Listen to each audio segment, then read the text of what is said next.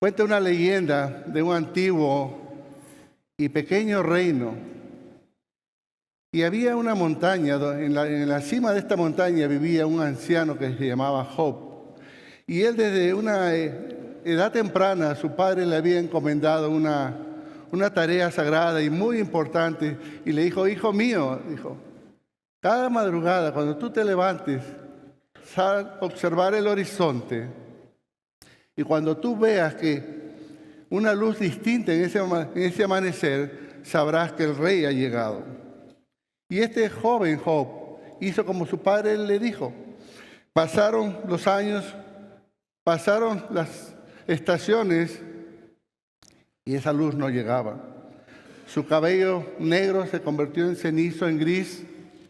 Su espalda erguida se comenzó a encorvar.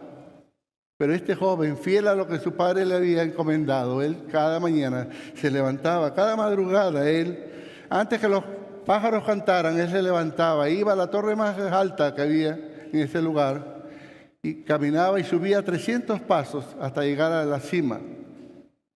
Y él iba lentamente, iba subiendo, día tras día, año tras año. Pero esa luz nunca llegaba. Y el pueblo se burlaba de él y le decía: Job, tú eres un necio. ¿Por qué ya no te cansas de hacer lo mismo que tu padre te ha encomendado? Ese rey nunca va a llegar. Pero este joven seguía firme porque creía lo que su padre le había encomendado. Al transcurrir del tiempo, sin ver la luz, Job seguía mirando al cielo cada mañana, año tras año, década tras década. Y su esperanza no envejecía, aunque su cuerpo sí. Hasta que una madrugada, cuando este joven comenzó a subir, ya él de edad muy avanzada, a subir esos 300 pasos a la torre, muy cansado, y yo me imaginaba yo subiendo esas escaleras, que ahora ya me duele todo. Pero este joven cansado subía, y cuando él ya casi llega al final y da el último paso de esa torre, algo maravilloso ocurrió delante de él. Él vio esa luz distinta que su padre le había hablado hace muchas décadas atrás. Esa luz no provenía de la tierra, provenía del cielo. Y este hombre, este anciano, cae de rodillas y lágrimas que habían esperado décadas comienzan a rodar por su rostro. Y ese rostro arrugado, esas lágrimas bajaban a través de su rostro de él lentamente. Y él, después de ver esa luz, él comienza a descender esa torre lentamente, no como un viejo cansado, sino su alma estaba siendo renovada por esa luz que él había observado. Y cuando él llega abajo, él comienza a gritar y él dice: el rey ha llegado, proclamen al rey. Algunos se burlaron de él, unos no entendían lo que había ocurrido, pero algo así ocurría. Ellos no podían negar que algo divino estaba ocurriendo delante de sus ojos. Esa luz que no podían ellos observarla directamente era algo que provenía del cielo.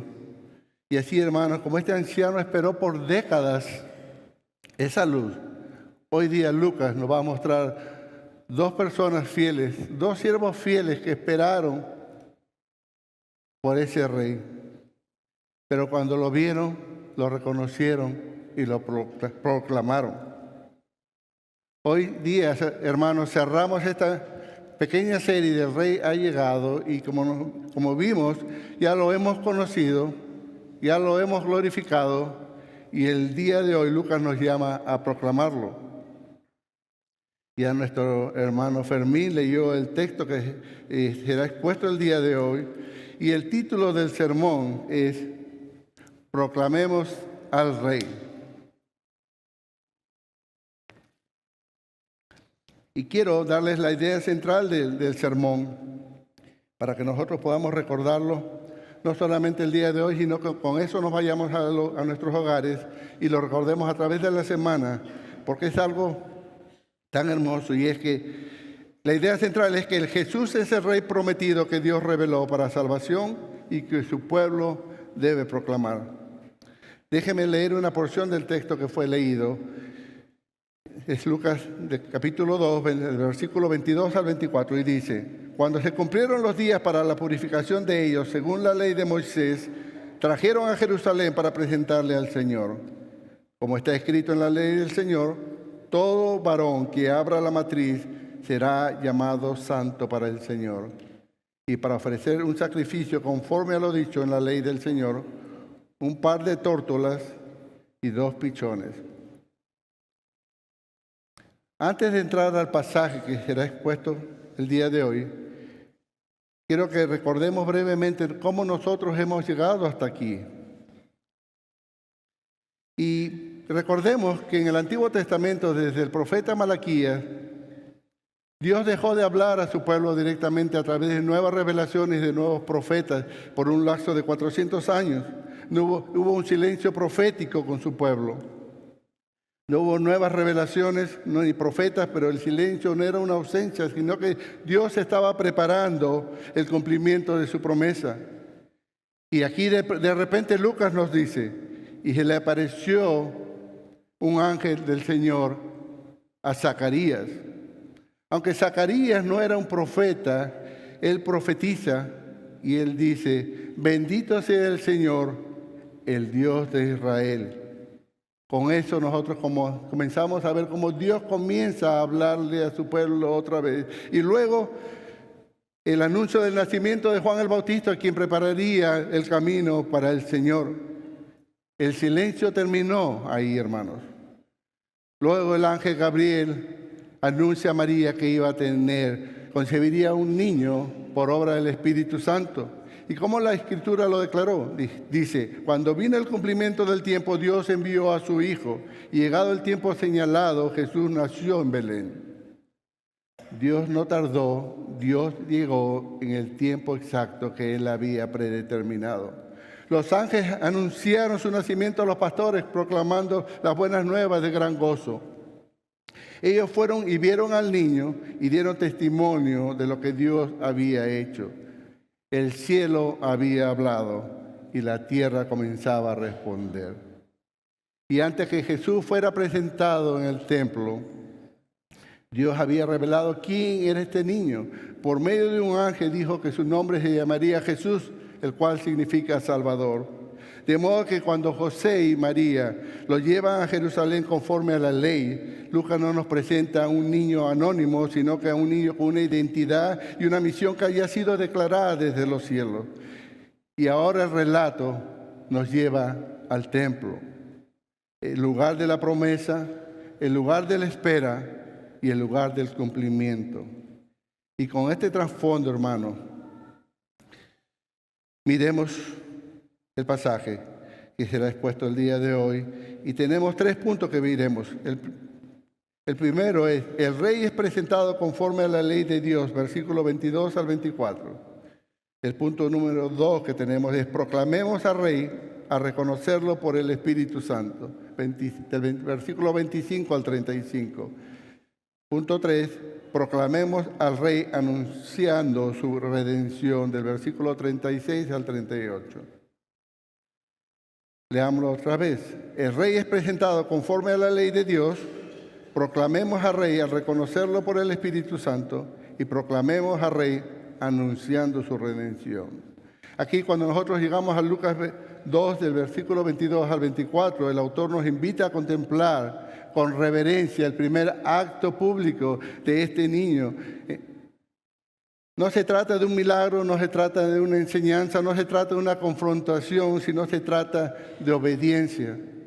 Jesús tenía apenas 40 días de nacido, y sin embargo Lucas nos revela algo esencial sobre la identidad y la misión de Cristo.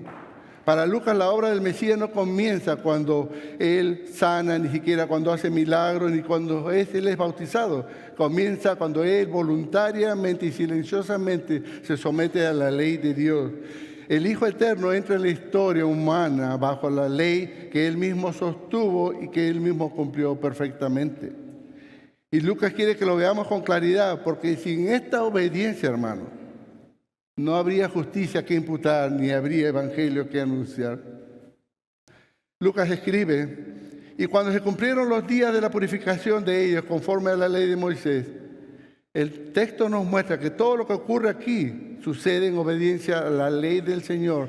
Nada es improvisado, nada es culturalmente opcional, ni nada responde a un capricho humano, sino es que cada paso está gobernado por la voluntad revelada de Dios. Así como lo dijo el pastor Juan Carlos en el primer sermón, Dios está en control de todo. Esta frase de Lucas, la purificación de ellos, ha causado algunas veces ciertas confusiones, pensando que el niño Jesús necesitaba ser purificado, pero Lucas no está enseñando que Jesús necesitara purificación. El lenguaje es inclusivo porque se está refiriendo de la familia, ni José necesitaba ser purificado. La purificación correspondía exclusivamente a María, conforme a la ley de Dios. Pero el rito, ese rito que ella iba a hacer, está en Levíticos 12, correspondía a María no por una culpa moral, sino por una impureza ceremonial. Ustedes recuerdan cuando el sumo sacerdote tenía que venir al templo, él tenía que purificarse porque él iba a estar delante de la presencia de Dios. De igual manera, María iba a cumplir esa parte de la ley para presentar al niño. ¿Por qué? Porque ella era impura ceremonialmente, ella no podía presentarse dentro del templo hasta que ella pasara, como Dios había predeterminado todo. Y eso es lo hermoso del texto, cuando miraba cómo Dios dice: a los 8 días de nacido, el niño Jesús tenía que ser circuncidado. O no dijo: circuncídenlo cuando ustedes deseen, o preséntenlo cuando ustedes quieran. Dios determina una ley y Dios da la ley para mostrar nuestra incapacidad de nosotros poderla cumplir, porque la tenemos que cumplir perfectamente, cada detalle. Esta purificación, algo aquí que debemos aclarar, que la inmundicia y la purificación de María no es en base al que el nacimiento era pecado, ni que dar a luz implicaba una culpa moral, sino que habla sobre la impureza que les hablé, para que ella pueda venir y ser partícipe de los rituales dentro del templo. Pero también el derramamiento de sangre recordaba que el mundo sigue marcado por la caída y que la comunión de Dios demanda purificación. Por eso yo les hablaba cuando cantaron la canción Santo y Santo y Santo. Si no fuera sido por el Cordero y su derramamiento de sangre, nosotros no tendríamos acceso al trono de su gracia. Jesús, el Santo, participa de ritos ceremoniales que señalaban la impureza humana, no porque Él fuera impuro, sino porque Él vino a ponerse voluntariamente en el lugar de los pecadores. Y así como la circuncisión lo identificó con la promesa abrámica, ahora Jesús entra voluntariamente bajo la ley con un propósito redentor. Lucas habla sobre la purificación porque fue el tiempo que María debía esperar para presentar al niño en el templo, no con un propósito redentor. El redentor aquí es el niño. Entra al mundo en este sistema de leyes no como un espectador, sino como un participante obediente. Y Lucas continúa diciendo: le trajeron a Jerusalén para presentarlo al Señor. Esto no era opcional, no era ni meramente simbólico, sino que estaba claramente ordenado por la ley del Señor. En Éxodo 13:12 declara que todo primogénito debía ser consagrado al Señor como un memorial permanente de la redención de Israel de la esclavitud de Dios. Cada presentación miraba hacia atrás a la sangre del Cordero, pero esta presentación también apuntaba hacia adelante al Cordero que derramaría su sangre para nuestra salvación. El primogénito nunca se sacrificaba. El primogénito debía ser rescatado cuando se presentaba en el templo, y la ley incluso establecía un precio por ese rescate. Y dice en el libro de Números 18, que tenía que redimirse por 5 ciclos de plata. Y aquí está lo hermoso de la palabra. Cuando yo miraba esto, dice, Lucas no menciona el pago del niño en este texto, no porque la ley fuera ignorada, porque él vino a cumplirla totalmente, sino que este niño vino a ser redimido, no vino a ser redimido, sino vino a redimir a un pueblo. El énfasis no está en cuánto se pagó por el niño, sino en cuánto este niño estaba dispuesto a pagar por nuestra salvación. Entonces, ¿para qué fue presentado Jesús en el templo? Para mostrar que el Hijo Eterno entró voluntariamente bajo la ley, se identificó con los pecadores, Él la cumplió perfectamente y se convirtió Él mismo en todo lo que la ley exigía. Cuando vemos todos estos requerimientos de la ley, lo que Dios había determinado en su ley, una obediencia perfecta, vemos la misericordia y el amor de Dios para con nosotros. Él nos muestra cómo la ley tenía que ser llevada a cumplimiento perfecta. Pero sin embargo, ¿qué es lo que nos dice Santiago? Dice, porque cualquiera que guarda toda la ley, pero tropieza en un punto, se ha hecho culpable de todo. Dios nos muestra la ley, pero también muestra la incapacidad del hombre de poderla cumplir. Por eso que Él manda que el niño sea presentado en el templo. Para Él desde nada temprana, desde los 8 y los 40 días, Él comienza a cumplir la ley por nosotros. Lucas también añade que para ofrecer un sacrificio conforme a lo que dice la ley del Señor, la ley exigía un cordero para el holocausto y una tórtola para la ofrenda del pecado. Pero Dios en su misericordia ofrece una alternativa para que ellos pudieran presentar 2 tórtolas o 2 pichones para que ellos puedan ser redimidos en la ceremonia de purificación de María. Y eso es lo que hace Dios. Dios no escoge ni a los ricos ni a los pobres. Da opciones para todos, porque el llamamiento es igual para la salvación de todos. Y aquí Lucas, si vemos en el pasaje, él habla sobre la ley 3 veces, dice. Menciona la ley repetidamente, no es una redundancia literaria, no es una teología pura. Lucas quiere que veamos que el Mesías no aparece rompiendo la ley, sino que Él viene sometiéndose a ella plenamente. A diferencia de los fariseos, que su religiosidad no los salvaba, ellos no podían cumplirla ni dentro de su corazón. Ellos vivían una vida falsa. Pero el niño desde su infancia, Cristo vino como nuestro representante delante de Dios. Su obediencia perfecta formó parte esencial de la justicia que es imputada a todos los creyentes. Jesús vino a vivir la ley del Señor en nuestro lugar, y si Él no la hubiera vivido o cumplido por nosotros, continuaríamos nosotros estando bajo esa ley y no bajo la gracia. Por eso que Gálatas 4 dice, pero cuando vino el cumplimiento del tiempo, Dios envió a su Hijo, nacido de mujer, nacido bajo la ley, para que se redimiese a los que estaban bajo la ley, a fin de que recibiésemos la adopción del Hijo. Jesús fue presentado en el templo como un primogénito, como la ley lo requería, y Él la cumplió. Éxodo 3 dice, conságreme a todo primogénito, porque mío es. Jesús no solamente es consagrado al Señor, el santo del Señor entra a un templo lleno de pecadores. Aquel que no necesitaba ser presentado, se dejó presentar. Aquel que no necesitaba redención, comenzó a vivir la vida de obediencia para que nosotros fuéramos redimidos por su obediencia. Pero Lucas 22, 2 del 22 al 24, no es un rito más, es el anuncio silencioso de que el Rey ha venido, no para exigir, sino para obedecer primero. Antes de salvar a Jesús, obedece la ley en lugar de su pueblo. Porque un Mesías obediente es un Salvador suficiente.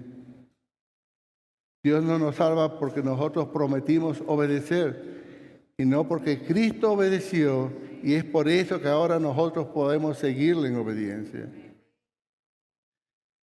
Hermanos, si tú estás aquí, tu aceptación delante del Señor no descansa en tu desempeño espiritual, sino en la obediencia perfecta de Jesús imputada a tu cuenta.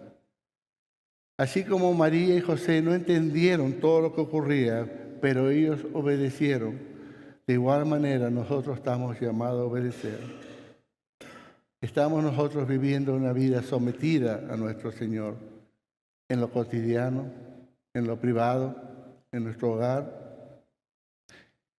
Y ahora, mientras que la ley se cumple perfectamente en el niño, el Espíritu Santo ya ha obrado silenciosamente en el corazón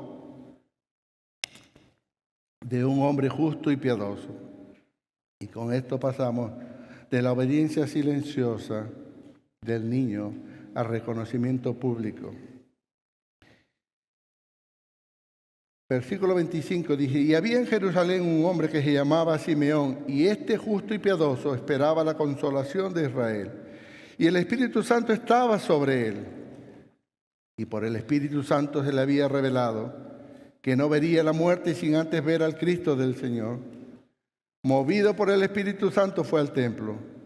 Y cuando los padres del niño le trajeron para cumplir por el rito de la ley, él tomó al niño en sus brazos y bendijo a Dios y dijo: ahora, Señor, permíteme que tu siervo se vaya en paz conforme a tu palabra, porque han visto mis ojos, tu salvación, la cual has preparado en presencia de todos los pueblos, luz de revelación a los gentiles y gloria de tu pueblo Israel.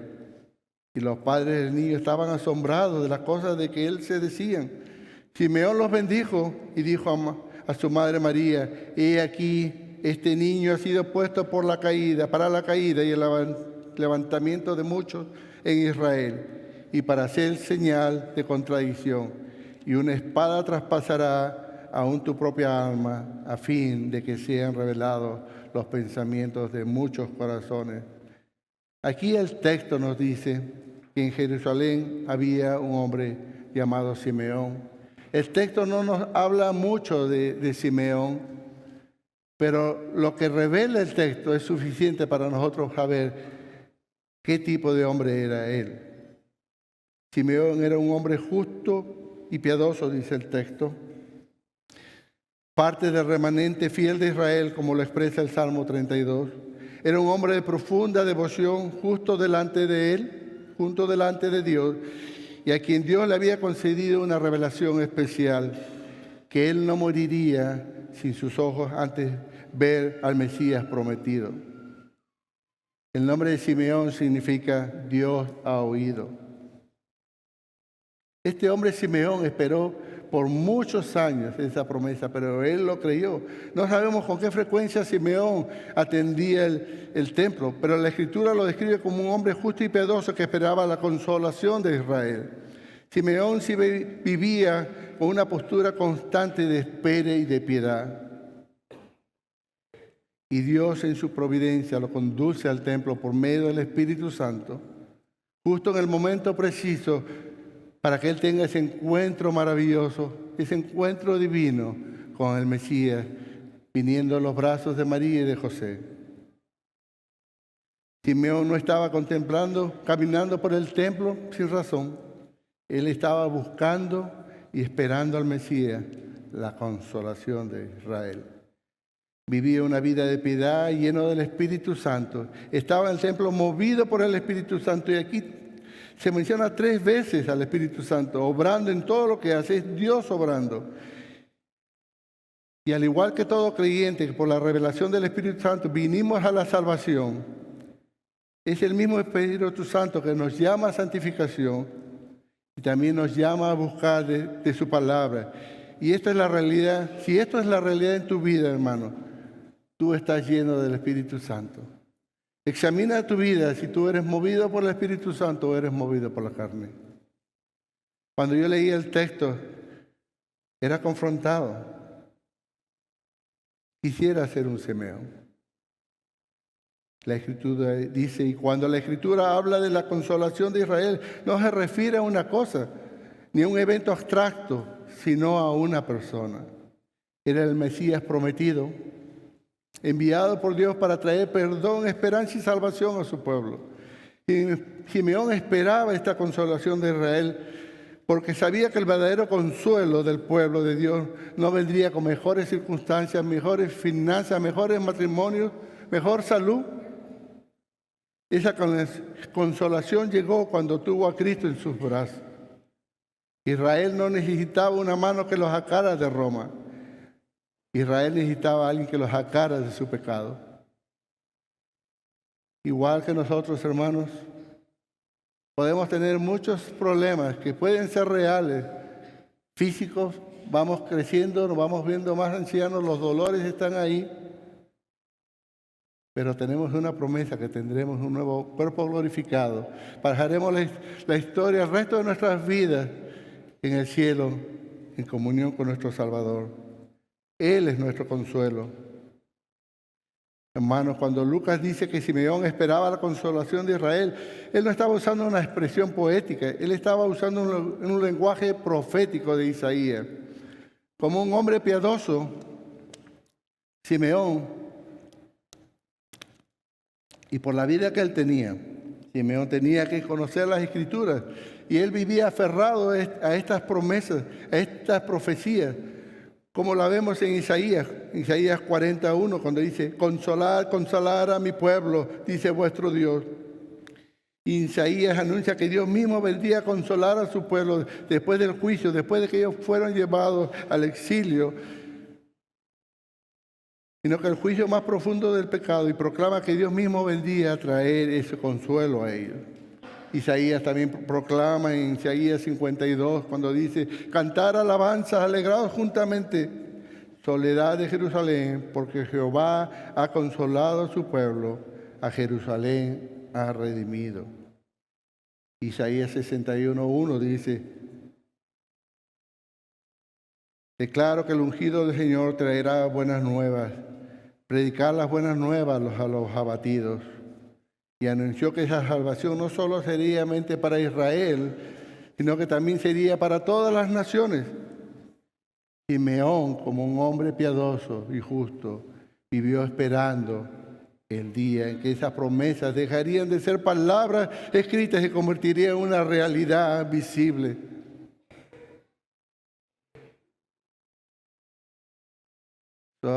Así como Simeón vivía expectante, así como nosotros planeamos nuestra vida, esperando cómo nos va a ir este año nuevo, planificando nuestras vidas, qué vamos a hacer, qué carro comprar, qué casa cambiar. Simeón conocía a este Mesías prometido y él vivía una vida de piedad, una vida de justicia, porque todo lo de este mundo para él era pasajero. Todo había perdido su valor. Él solamente quería ver a su Mesías antes de morir. ¿Cómo nosotros estamos viviendo? ¿Nos esforzamos? ¿Buscamos de su palabra?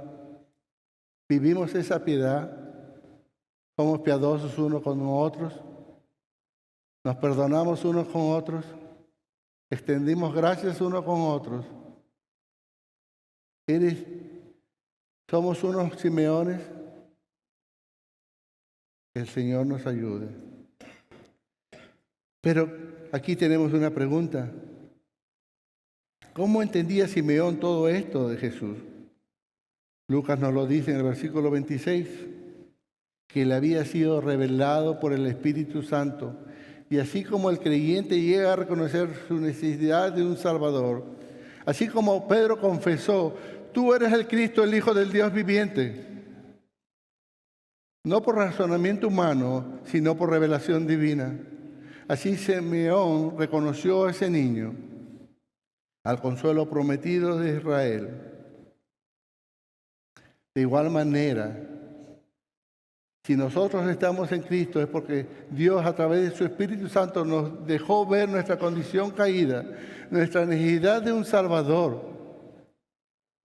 Y es por eso que nosotros vimos nuestra miseria espiritual y corrimos al Salvador, al Mesías prometido, al Dios proclamado, al que puede traer consolación a nuestra alma y que hoy día tenemos acceso al trono de su gracia. Si tú que estás aquí y no eres guiado por el Espíritu Santo, si tú no ves tu pecado y tú justificas tu pecado, hazte la pregunta: ¿está la consolación de Israel en mí? ¿Yo realmente he creído? ¿Vivo esa vida como Simeón la vivió? ¿O vivo como un incrédulo? La piedad no se vive de palabras. es una vida de piedad. Es como yo me comporto, como yo la vivo. ¿Para qué? Para glorificar al Señor y dar testimonio que ese Espíritu Santo que me reveló mi pecado mora en mí y me santifica cada día más. Pero este Simeón reconoció al niño y al consuelo prometido de Israel. Y cuando los padres trajeron al niño Jesús al templo para cumplir con la ley, Simeón se acercó, tomó al niño en sus brazos. Me imaginaba cómo pudo sentir Simeón esperando por tantos años y tal vez décadas por ese Mesías, y ahora tener él al Mesías en sus brazos. Imagínense el gozo que ese hombre piadoso tenía en sus manos. Qué tanta gracia Dios le había dado, le había revelado que él lo vería, pero ahora él lo tenía en sus manos. Imagínense ustedes, aquí tenemos muchos niños recién nacidos en Eclesía.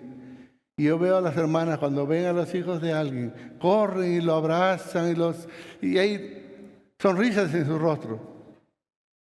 Pero ese niño que está aquí es un pecador. Ese niño que Simeón tuvo en sus brazos era el Mesías prometido. Qué mayor gozo en el corazón de Simeón. Y lleno este hombre, lleno del Espíritu Santo, comenzó a cantar un canto que la iglesia ha recordado por siglos, el llamado Nunc Dimittis, que significa: ahora, Señor, despide a tu siervo en paz. Ayer escuchaba esta canción, esta música es hermosa. Esto no es un canto emocional ni improvisado, sino que es una confesión teológica nacida de una vida larga de espera, de oración y de fe perseverante. Y la primera estrofa de esta canción dice: ahora, Señor, permíteme que tu siervo se vaya en paz, conforme a tu palabra. La palabra ahora marca el momento del cumplimiento. No es un ahora sentimental, sino es un ahora redentor. Es el instante que la promesa deja de ser expectativa y se convierte en una realidad. Simeón declara que el tiempo señalado por Dios ha llegado y que la espera ha terminado. No porque Simeón haya sido fiel, sino que Dios es fiel a su palabra. Simeón se llama siervo. No se presenta como alguien indispensable ni como un testigo privilegiado. Así como nosotros como pastores, yo le hablo personalmente.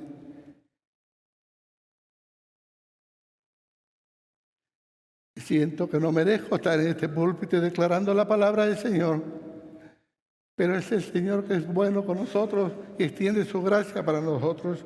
Así como Él vio nuestro pecado y Él nos salvó a través y como nosotros éramos pecadores, infieles y seguimos pecando contra Él, Él sigue siendo fiel.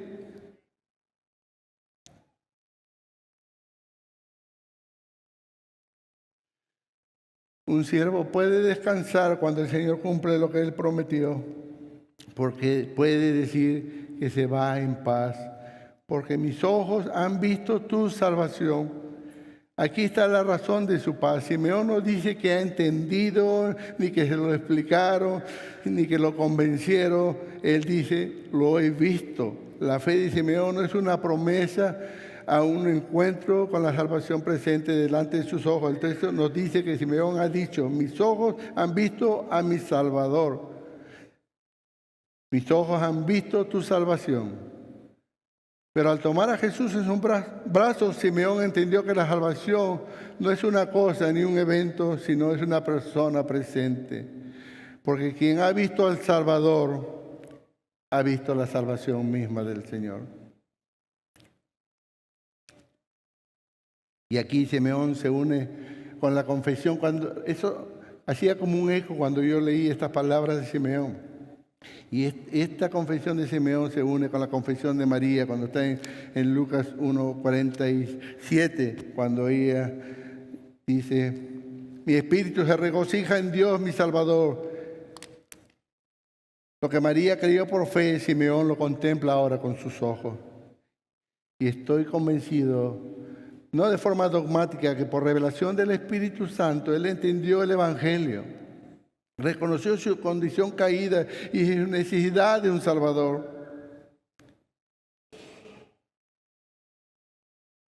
Las Escrituras nos dicen que como él recibió una promesa por medio del Espíritu Santo de no morir antes de ver al Mesías, y en la llenura del Espíritu Santo le mostró la revelación de su necesidad de un Salvador y de un Mesías, tuvo que ver su problema espiritual, su ofensa contra Dios.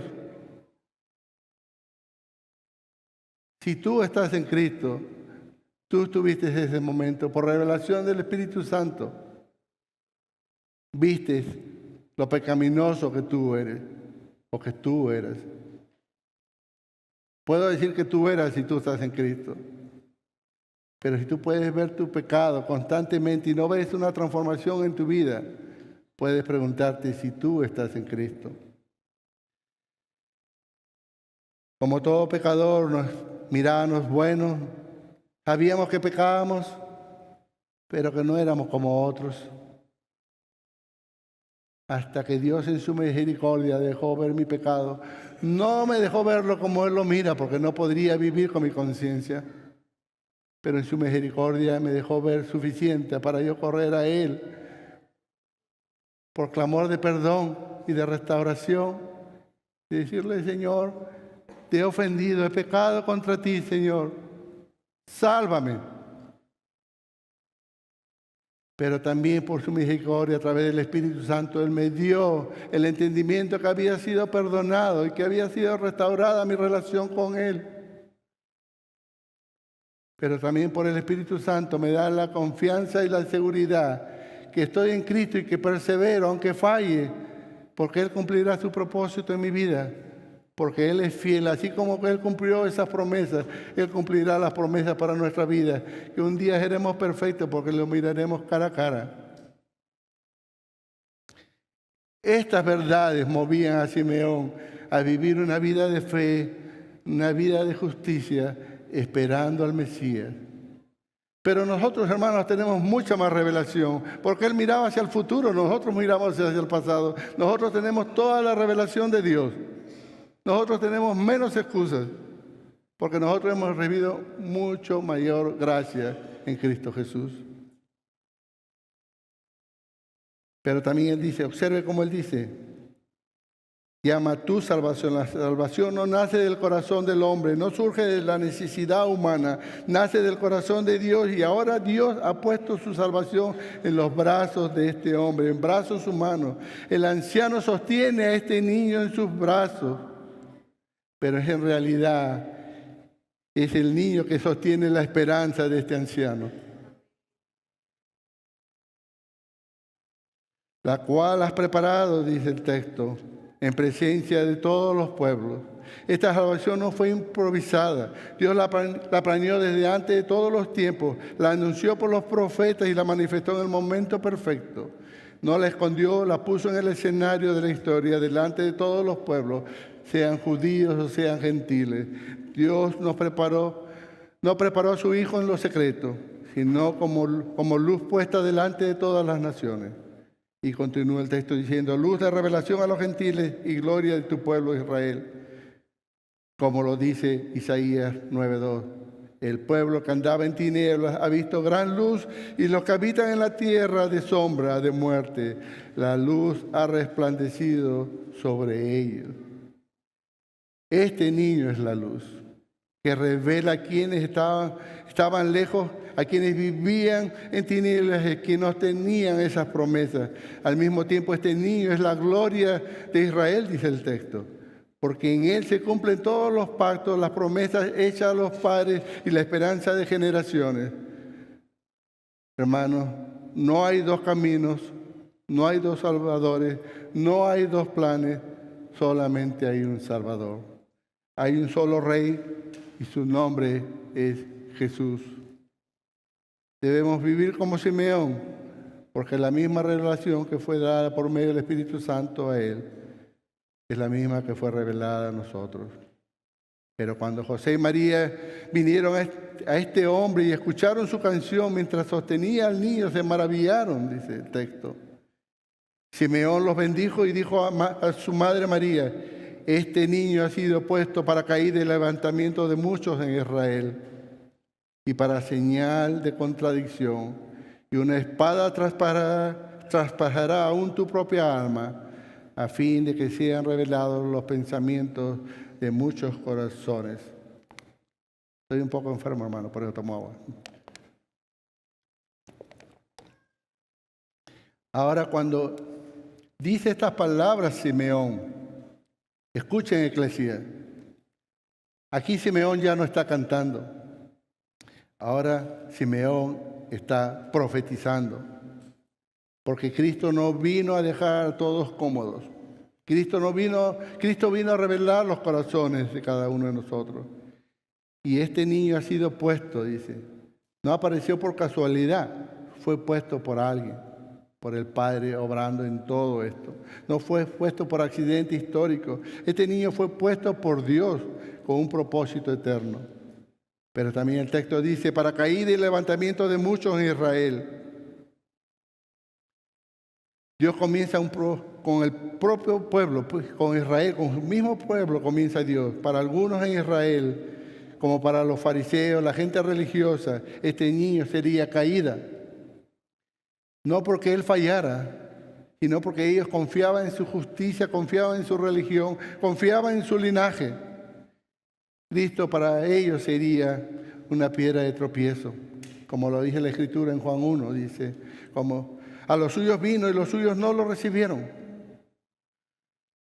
Pero para otros en Israel sería para el levantamiento, para el remanente fiel, para los humildes, para los quebrantados, para los que esperaban la consolación de Israel. Este niño sería el levantamiento, no los levantaría por mérito, sino por gracia. El mismo Cristo que derriba al orgulloso, al autosuficiente, también levanta al quebrantado y al necesitado. Para unos es escándalo y para otros salvación. Por tanto, Cristo no deja a nadie neutral.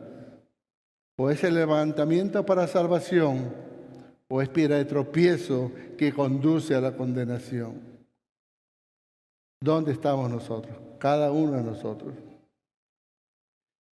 Pero también el texto dice, para hacer señal de contradicción, este niño no será aceptado por todos, será resistido y rechazado.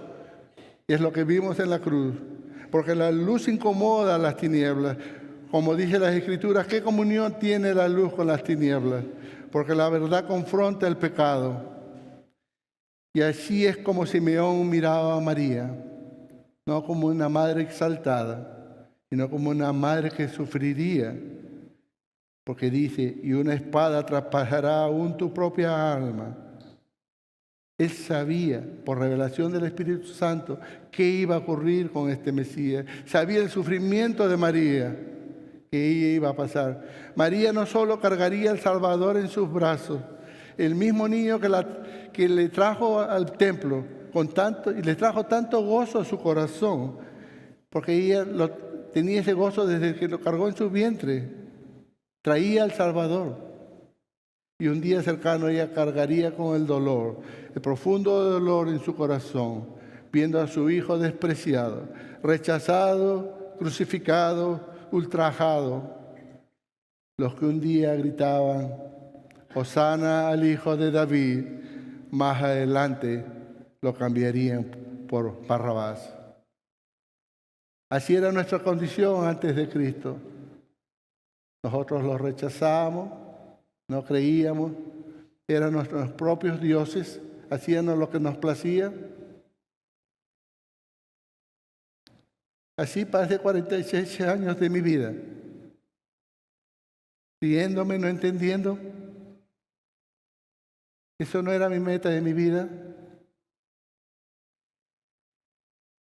Mi vista estaba en las cosas de este mundo para complacer mi carne, mi propia gloria.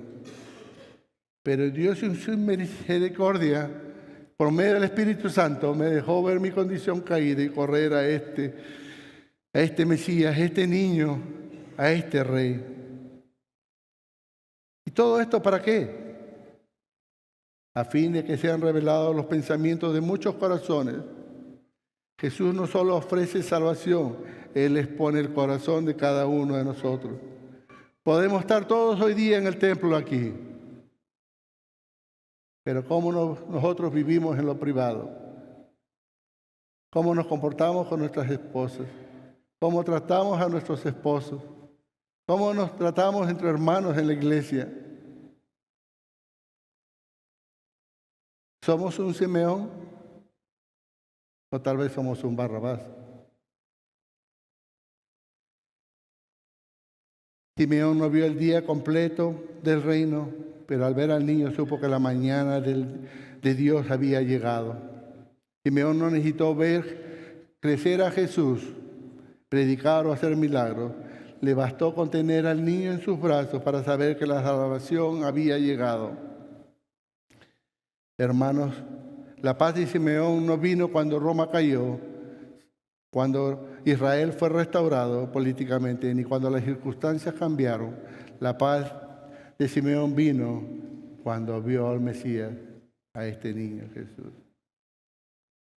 Pidámosles al Señor que seamos movidos por este Espíritu Santo, guiados, llenos del Espíritu Santo, vivamos a la expectativa de su regreso. Así como Simeón esperaba por el consuelo de Israel, que nosotros busquemos las cosas de Dios como buscamos las cosas de este mundo. ¿Dónde está nuestro gozo? ¿Vivimos para Él o vivimos para nosotros? ¿Dónde están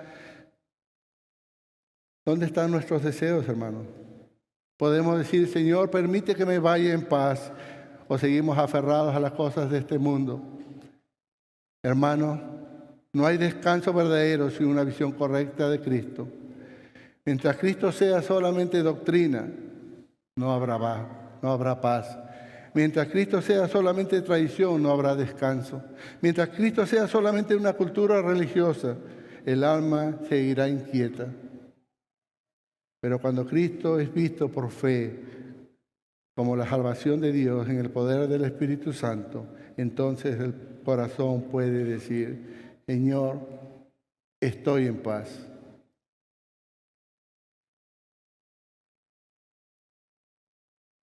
Ya vimos la obediencia del niño conforme a la ley, el reconocimiento del rey en la fe de Simeón, y ahora miraremos a Ana.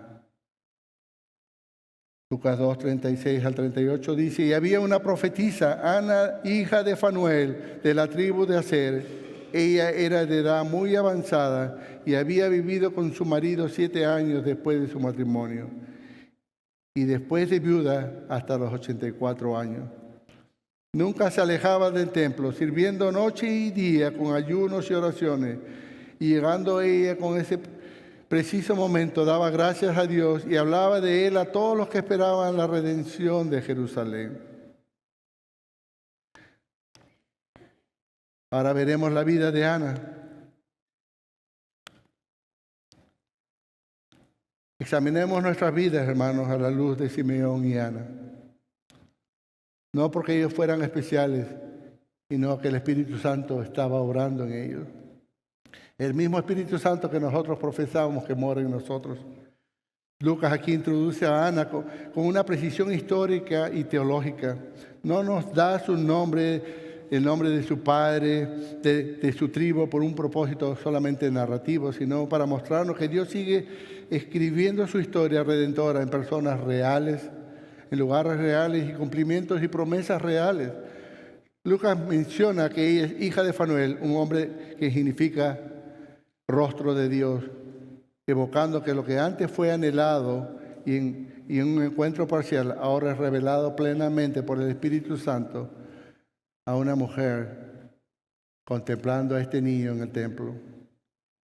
Ana pertenecía a la tribu de Aser, dice el texto, una de las tribus del norte dispersa y aparentemente olvidada.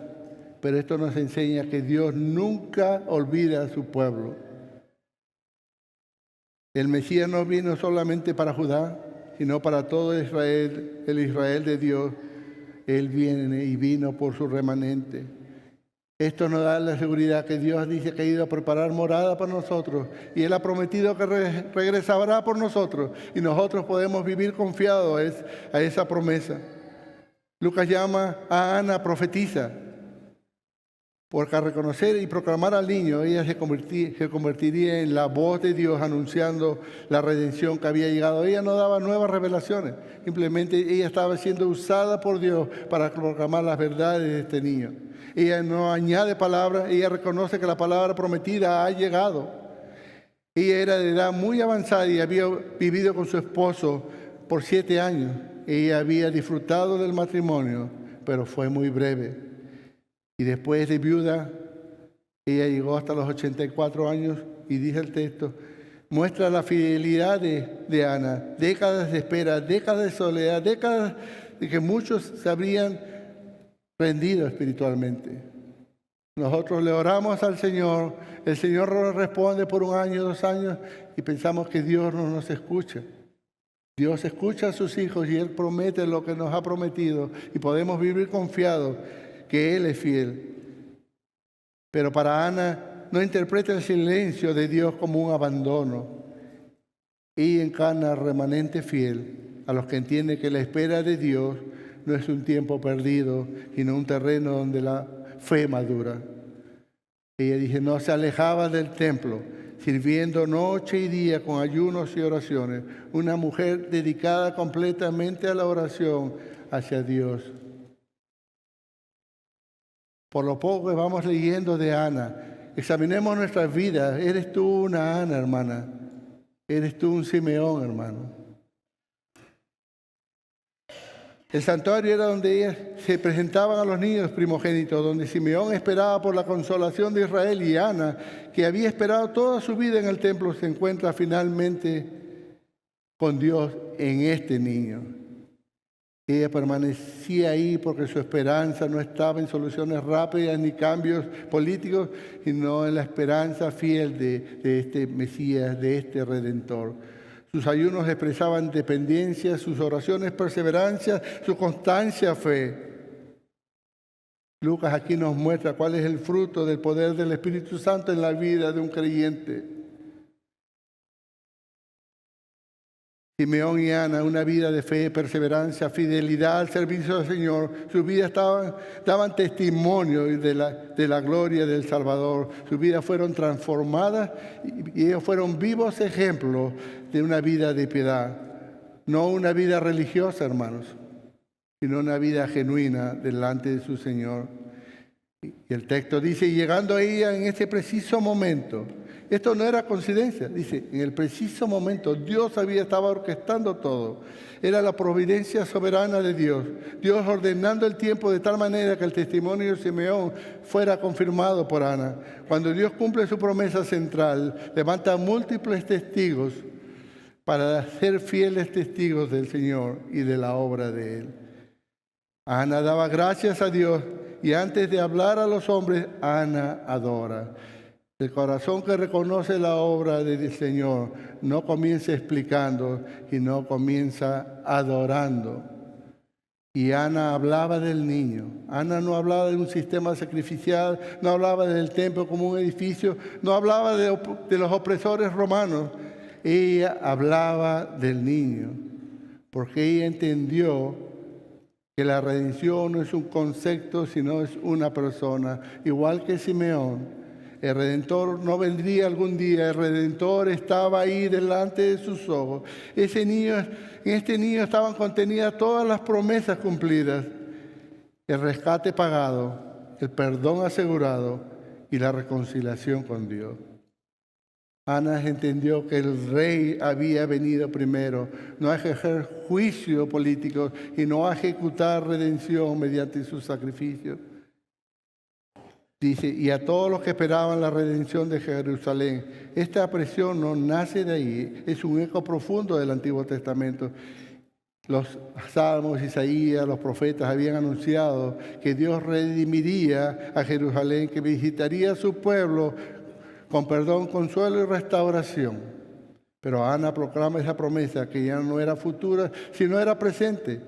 Estaba viva y estaba en sus brazos, estaban en brazos humanos. Lucas no registra las palabras que Ana habla sobre este niño a los que esperaban la redención de Jerusalén. Pero el Evangelio nos permite entender qué tipo de redención estaba presente en él. Que la mayor esclavitud no era externa, sino espiritual. Que el problema más profundo no era Roma, sino el pecado. Y que el Rey prometido no había venido primero a reinar visiblemente, sino a salvar, a redimir y a rescatar a su pueblo delante de Dios. La redención de Jerusalén había comenzado, no con la caída de un imperio, sino con la llegada de un Salvador. Hermanos, Simeón reconoció al rey por fe. Ana proclamó al rey con su boca. Y Lucas nos enseña que la fe que ha visto la salvación de Dios no puede permanecer en silencio. El que ha esperado, el que ha visto, el que ha creído, termina proclamando. Y así como el anciano de Job de la introducción, así como Simeón y Ana esperaron por décadas y cuando vieron al Redentor no se callaron, lo proclamaron. Eclesía, el peligro no es solamente rechazar a Cristo, sino acostumbrarnos a Él. Podemos conocer la historia, entender la doctrina, frecuentar el templo y aún así perder el asombro y silenciar la proclamación. Y realmente creemos que la redención ha llegado en Jesucristo. Como dice la palabra, de la abundancia del corazón habla la boca. ¿De qué está lleno tu corazón? ¿De qué está lleno mi corazón? Mis familiares, mis compañeros de trabajo pueden decir que yo soy un cristiano y que anuncio a ese Rey. Examinemos nuestros corazones. Si hemos visto a Cristo y Él es nuestro Señor, a quien nosotros proclamamos, si tú estás aquí y dices creer en el Salvador y tu vida no refleja estas verdades, que es producida por medio del Espíritu Santo, dices creer porque asistes a la iglesia, dices creer porque sirves en la iglesia, pero tu boca no proclama a ese niño, no proclama a ese Rey, no proclama al Mesías. Corre a Él por el perdón de tus pecados. Restaura tu comunión con el que puede restaurar nuestra comunión con el Padre. Pero si tú estás aquí y no entiendes lo que hemos hablado, tú no reconoces a Jesús de las Escrituras, no el Jesús que tú has creado en tu mente, y tú adoras a otro Salvador, y tú no crees en las Escrituras, tú no tienes paz para con Dios. Por tanto, dice las Escrituras, tú eres de ánimo hostil. Te exhorto a correr a Cristo, a Él por salvación, por perdón de tus pecados, para hallar consolación en quien puede haber consolación de Israel, para que puedas decir como Simeón, Señor, permíteme que tu siervo se vaya en paz a tu presencia. Pero si tú no has reconocido a Jesucristo como tu Salvador, tú no quieres morir en esa condición, porque tú no tendrás paz el resto de tu eternidad después que tú mueras. Y tú que no conoces a este Salvador, a este Mesías, a este Rey, y tú tienes preguntas, acércate a uno de los líderes de la iglesia, a uno de los pastores. Podemos ayudarte. Y así como nosotros un día corrimos a Él por misericordia, Él está ahí esperando por ti.